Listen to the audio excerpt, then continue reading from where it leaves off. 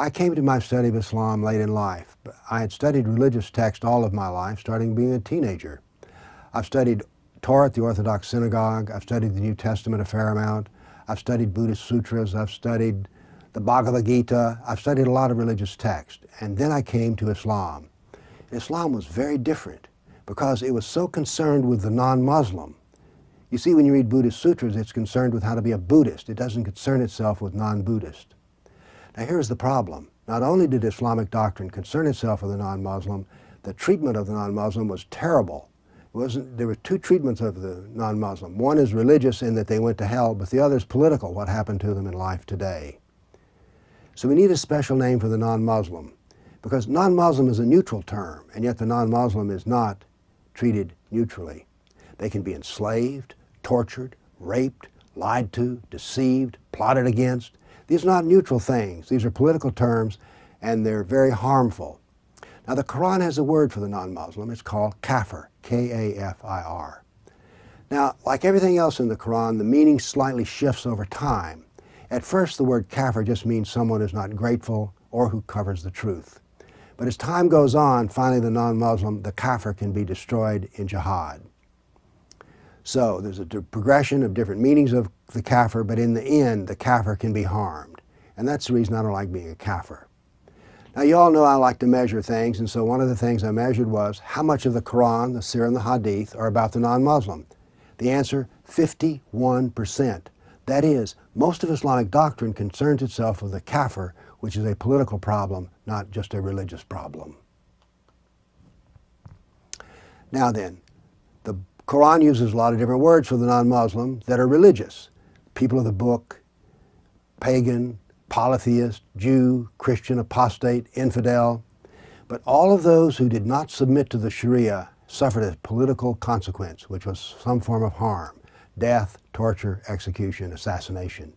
These are political ends. Now, Muslims like to tell us, well, you see, the people of the book, Christians and Jews, they're not really Kafirs.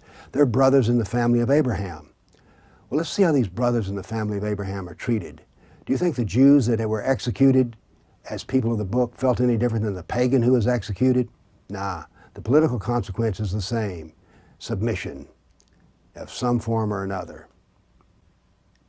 There are different classes of Kafirs in the Quran. We have atheist, polytheist, deist, idolaters, and then Jews who believe in revelation but don't believe in Muhammad's revelation. But in the end, everyone's a Kafir who does not believe in the Shahada. The Shahada is there is no God but Allah and Muhammad is his prophet.